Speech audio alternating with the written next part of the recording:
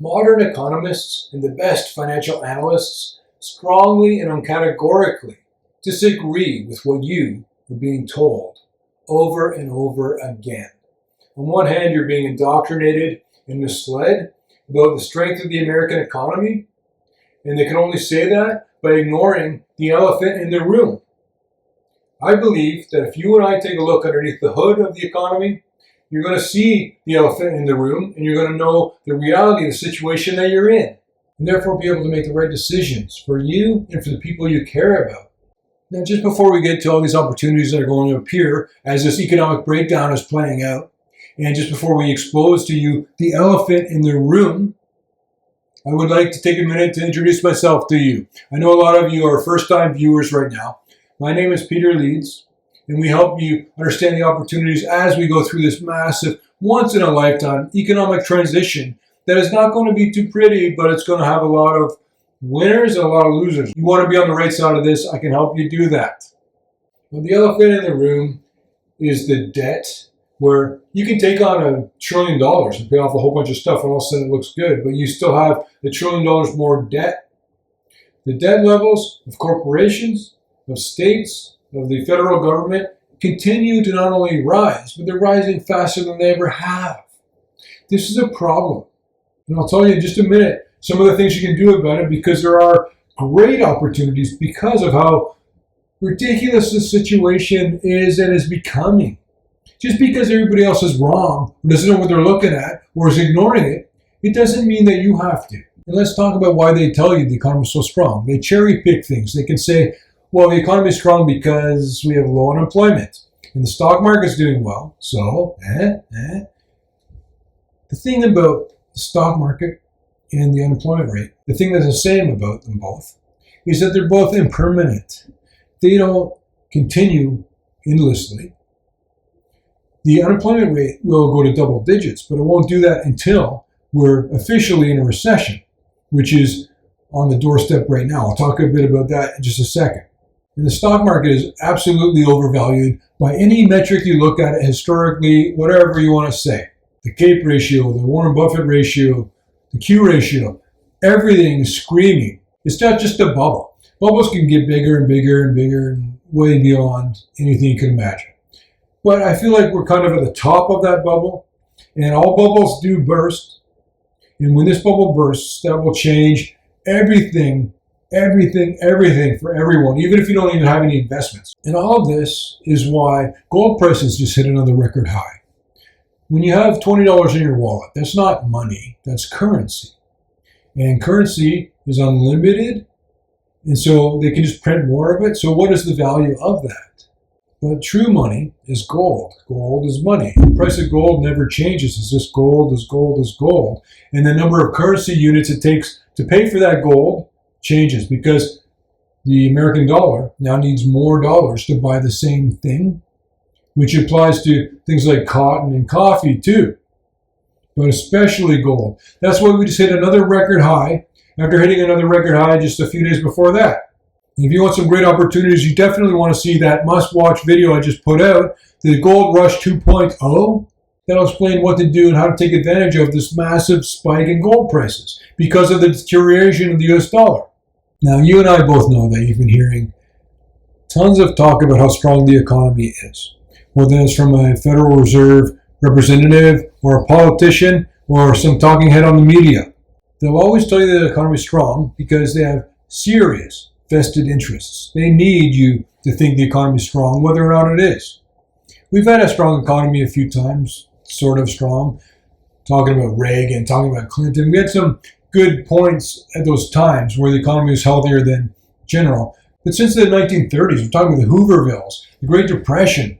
Since that point, the economy is growing, but it's not strong because it's all fueled by the elephant in the room that nobody's talking about for some reason. I talked about it decades ago. I wrote an article that got picked up by Congress's blog.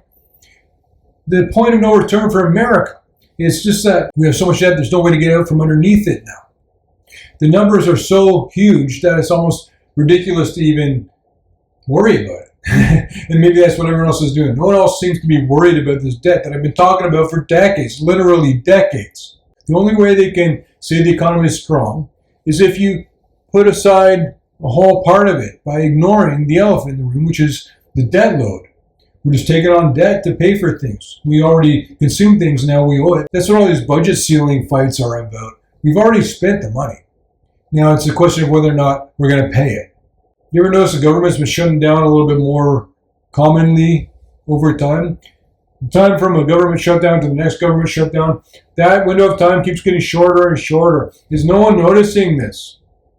Does it matter? Apparently it doesn't matter. I'm sorry, maybe I'm just a crazy dude. It matters to me. I think that you have to pay your debts. There's a counterparty that's going to get the short end of the stick or the raw end of the deal. And most American debt is owed to who? American citizens. So if you don't pay your debts, you're stiffing American citizens. So there's no good way out of this. And so many of you guys have said to me, well, we can just print as much money as we need. And I'm like, yes. You think that's the solution? I'm saying yes, but that's the problem. We have been doing that. And if we do that for real and just wipe out our debt by creating new money, what's the value of the dollar? If you double or triple the number of US dollars in existence, you've cut the value of each of those dollars by half or 2/3. So maybe I'm overreacting. Maybe this does not matter to anyone except for me. Maybe. I'm just saying that the ways out of this, maybe default, which means just don't pay what you owe. Hard default, you just don't pay it. Soft default, you pay part of it. Or we just inflate the currency supply, which is what they are doing, what they're going to do, and what they've continually done, and they've always done. And every time the government runs out of money, they act like, oh, what are we going to do? And they try and have this big debate to no end, no solution to the problem. Regardless of how they act, they think, well, we solved the problem, we avoided a whatever, but they never at any point address the underlying problem. The house is on fire and they're rearranging the furniture. If you do what Venezuela did or Germany back in the day, anyone who had hyperinflation, it makes it a lot easier to pay down your debts, but that also takes away not only the purchasing power of all the people who own any kind of currency in that currency, but also it wipes out your quality of life completely. Venezuela's stock market was the best performing stock market in the world. Price of gold there was a ridiculous number that you can't even bother even thinking about because it's so stupid. And it's just that at that point, what they never talk about, besides the fact the entire economy got kind of wiped out while the stock market was doing well, what they're not talking about is the other elephant in the room where you just lost all quality of life. You couldn't buy medicine. You couldn't buy food. It was just a ridiculous Mad Max scenario because the politicians that are deciding how much they're going to print new money, they just took the easy way out, which is what the American politicians have done, are doing, and will do. They have never once in the history of mankind ever done anything other than eventually say, okay, let's create new money. Problem solved. Boom. Is there an end to the road? Do you ever get to the edge of the cliff? Does this ever matter? And unfortunately it matters. And unfortunately we're all about to realize that, even though no one seems to think it matters because it's never up to this point been any kind of big issue. And a lot of times you can say, well, let's look at Japan. They have a higher debt to GDP ratio per capita. What happens is we have irresponsibly overprinted money to pay for everything without ever coming up with a way to cover our own costs. We're living off our credit cards. That's the best way to put it. You'll understand that. If your neighbor takes out $1 million loan from the bank and fixes up his house and gets a fancy car and a fancy watch, and you see him, he's not doing better. He's just got more stuff that he spent, and his debt is just greater. And the thing is, he can't just keep on taking on more debt forever. So he's in a worse place by having that fancy watch and that fancy car. A lot of it has to do with what you point at. If you say the stock market's doing well and the unemployment rate's really low, then that's a strong economy.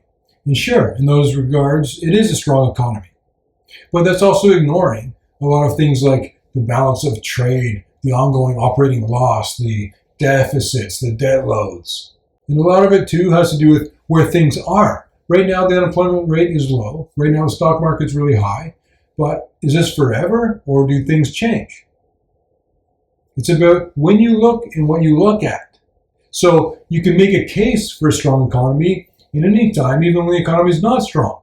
But the beauty of all of this, and the reason that you and I are having this conversation right now, is that When you take off your rose-colored glasses or you get out from beneath the indoctrination of everyone telling you and forcing it upon you that the economy is so strong, when you realize the reality of things, there's so many huge opportunities that are all around you right now that you never noticed until now. And the vast majority of people are not seeing it because they're all believing what they're being fed. They're being indoctrinated. They're being told the economy is so strong, and so they think it's true. The vast majority of people are going to be completely blindsided as we go from one way in the economy to the pivot that I talked about in a recent video to the other way that we're about to go. I would personally appreciate it if you click like on the video. That helps us spread the message to a lot more people that are going to need to hear it, because the vast majority are about to get blindsided, and you know some of these people, and it's not going to be good. And I'll tell you right now, the best opportunities are the ones that are going to be emerging, not in spite of the economic transition, this economic breakdown, but because of it. And maybe we just transition into some new kind of form of money that's digital, that still doesn't address the problem, even though people don't understand, they think that it does. We'll still have the debt, or we'll still have counterparties who are feeling the pain because they're not paying them. A digital currency, the transition to a new system, is not a solution at all. The problems are still there. The house is still on fire. Or maybe we do a combination of all these things. Default, new currency, inflate it away. I'm sure it'll be a mess, whatever happens, but you can still do what's best for you. This is going to happen either way, and you can't control it or stop it from happening, but you can control how you react to it, the decisions you make to help yourself and the people you care about. The one thing that I do know is that 11 nuclear-powered aircraft carriers and 5,044 nuclear weapons says that we're going to do whatever we want. And if we don't want to pay back Japan or China, we're not going to. But that in itself also has all sorts of other ramifications that come from that follow-on, a follow-on effect that's going to make you be in a worse case because you're not known as a country that's paying back the debts that you owe. If you default one time, that's going to change the entire way that the world treats the American currency. So you know what? Don't even worry about the debt. Like literally, no one seems to even be keeping an eye on this. But I'm glad you're here and you're understanding, because how many people are not worried about it? And say it does become a problem. Everything changes and all of a sudden there's a lot of commotion and chaos. If you knew ahead of time to prepare for that, you'll come out on the other side in a much better place than the vast majority of people. But perhaps we're in a recession right now already. Maybe we're going to get into one soon. It doesn't matter. The point is, the economy is like a lung. I always tell you that. If you subscribe to this channel, you've heard me say it many times. The economy is a lung. It breathes in and it breathes out. Sometimes you breathe in longer. Usually you breathe in longer and you breathe out not as long. The economy will be in a recession, or it's in a recession now, and it doesn't matter when it starts. You just know that the economy is going one way and then it goes the other way. And as it regresses, there's a lot of things that are different, such as unemployment, such as the stock market. But are these tariffs going to encourage a recession sooner? Of course, yes. And there's recessions all over the world: Ireland, Germany, Italy, Canada, and Australia. Hey, if you're in Australia, give me an idea about what's going on the ground there. Actually, everybody, wherever you are. Tell me in the comments below which locality you're in, what city, what state, what nation. How is the economy there? I'd love to hear your comments, and I'd like to see everybody else's comments too, to get an idea of what's going on all around the world, especially Australia. I'm having a hard time getting a real grip on what's going on there because I'm getting a lot of mixed messages. But the point is, if the yield curve inverts, which it did, and then it uninverts, which it did, that usually signals the start of a recession. And if you're a subscriber to this channel, you would know that a recession starts when they start lowering interest rates, which is what's happened already. And now we're about to roll into this recession. Does it start today? Did it already start? Is it starting 3 months from now? It doesn't matter. That's what I'm trying to explain to you. It doesn't matter. You just know that this economy is not growing, it's shrinking. If you've been around with me for a while, then you know I've told you many times, you can tell a stock market top or bottom when the volatility increases. There's a lot of trend reversal indicators, but when you see huge swings in price, there's numbers where I'll wake up and the market's going to be down 600 points. And it gets shrugged off. People just wait for it to go back up. Whereas in the 90s and the 2000s. If you saw that kind of move, people would be jumping out of windows. The volatility has increased so much that it's indicating that we're very close to the top of things. This is as good as it's going to get for a little while. And as well, if you're a subscriber to this channel, you know that I always tell you that anything artificial is temporary.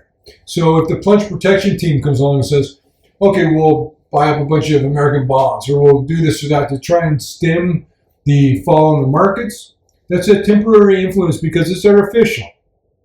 Any decision someone makes, such as, I'm going to lower interest rates, if it's forced and it's artificial, it's not based on market discovery, then it's a temporary thing. And when something gets put off because of an artificial action, when it reverses back to where it's going to go back to, that's usually a much worse scenario because it was artificially manipulated in the first place. And you know what? You can look at things like consumer confidence, inflation expectations, the balance of trade, the ongoing operating deficit, the debt loads, the speed of the increases in the debt loads, job openings, the employment report, not only how many jobs are created, but what types of jobs those are. And look, guys, I've been talking about all this stuff in all of my former videos. It's actually really getting taxing to have to talk about how bad things are going, but I'm just telling you what I'm seeing. It's not a great message. There's a lot of specific things you can look at if you know what you're doing, and it all tells the same story. It's bottomless. You can spend all day looking at this stuff, and it's just waning. It's getting worse and worse. I'm telling you that the economy is not strong, and it's going to be a worse result because no one's recognizing it. If everyone saw the problem, we would deal with the problem. But I guess that will solve everything with a $1 trillion coin made out of $22,000 worth of platinum from Janet Yellen. You see how insane this is? The emperor has no clothes. We're going to make a $22,000 coin out of platinum, and we'll say it's worth $1 trillion. And that's what we're going to use to therefore not have as much debt. Wow. But in my letter to the Peter Leeds Insiders, and if you want to become an insider yourself, a couple of bucks, peterleeds.com/insiders, here's exactly what I said. The tariffs, the counter tariffs, and I guess I would add to that now the untariffs, or the reversals on the tariffs, the significantly overvalued stock markets, global interactions with the new American administration, the ramping up, not down like so many believe, but the ramping up of the wars in the Ukraine and the Middle East, and the emergence of near-peer military nations like China and Russia. And you might say, Russia's not a near-peer. They have more nuclear weapons than any other country in the world. So I'm thinking, no matter what, they don't have as much aircraft carriers, they don't have as much tanks and troops, whatever. I think when you have enough nuclear weapons and everybody's kind of on the equal level, that's the way I look at it. But the point is, you don't want to find out. Let's move on. And also the land grab free-for-alls, which among other events, will bring Turkey into the global conflicts. Turkey has the 8th largest standing army in the world, the 2nd largest army in NATO, and Erdogan very much would love to move into Syria now that al-Assad's gone and be in control of Syria. And he's not a friend to Israel either. So this is going to get absolutely insane. But I was just talking about how much uncertainty there is in the world right now. Nothing is worse for the stock market than uncertainty. And right now, nobody knows what's going to be happening. This is the most unique and strange time in the world that I've ever seen, I'm sure for most of us. But there's sometimes a silver lining in a dark cloud, opportunities. What are the opportunities for you? You've heard that when there's blood in the streets, that's when you want to take some action. I always tell you in my Upthinking book, I said, the best time to buy anything is always at a capitulation point. Nothing is cheaper than at a capitulation point. When people are throwing out the baby with the bathwater. There's Warren Buffett who said, when everybody else is afraid, be greedy. When everybody else is greedy, be afraid. Right now, everybody's greedy. Everybody's greedy because they don't know what it's like for the market to go the way that it always has to go eventually. It's been going up. It's got to come back. And when it does that, there's going to be a big shift from risk on to risk off, which means a lot of money flows into gold. A lot of money will come out of the Magnificent Seven. A lot of these high-flying stocks, which I've been suggesting you avoid for a while now. The biggest opportunities always come out of chaos. This is chaos right now, and it could get a lot worse. Either way, you want to be positioned right. And the way I'm doing it, for years now, I've been focused on gold. I started buying gold at $1,600 an ounce. What matters is what you do right now in this environment that you're clearly being explained what's going on.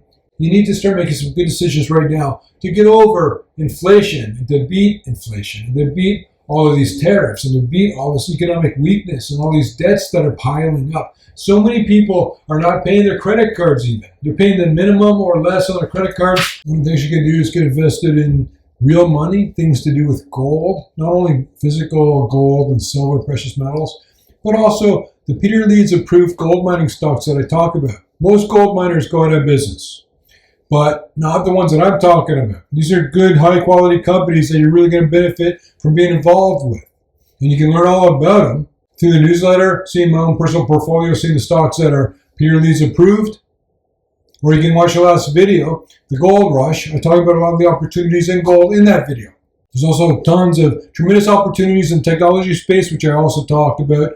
12 of these companies that I like in the new modern technology, where we're talking about quantum computing, artificial intelligence, advanced robotics, similarly breakthroughs in healthcare and security. There's tons of opportunities going on right now with small companies just getting started. I also suggested getting out of a lot of the ones that everybody else has invested in. A lot of these Magnificent Seven stocks, I wouldn't go near them. And every other blue chip stock, except for a lot of these precious metals miners and select technology companies. And there's a few others too, a few other good opportunities right now that will weather the storm. A lot of companies do well before a recession, during a recession, sometimes because of a recession. Companies that help other companies save money are always a great investment, especially at the hard times. I've also long told you to consider that this might be a really difficult economic time coming up. And so then, get a side hustle. Rent out the room in your basement. Save money. Get rid of some assets. You got a nice pair of golf clubs in the garage. Sell them. Overall, the most important thing of everything is awareness. And now that you're here, if you're still watching this video with me at this point, I bet that you're starting to get aware of what's really happening here. The elephant in the room is being exposed to you, and awareness is always step one. And at the same time, when you realize that nobody else has the same awareness, there's your opportunity. They're not seeing it. There's all these opportunities for you that you can take advantage of now before anybody else even knows that they're opportunities. And what you might also want to do is have me on call to you 24/7 by becoming a Peter Leeds Insider. peterleeds.com/insiders. Ask me anything you want, anytime you want. You got a portfolio of stocks, you want an opinion on them, just ask me. And at the same time, you get a special letter first and third week of every month. Plus, you keep us ad-free, sponsorship-free, and you'll get tons more videos just like this one. We've got a couple of good ones in the works right now that are going to knock your socks off.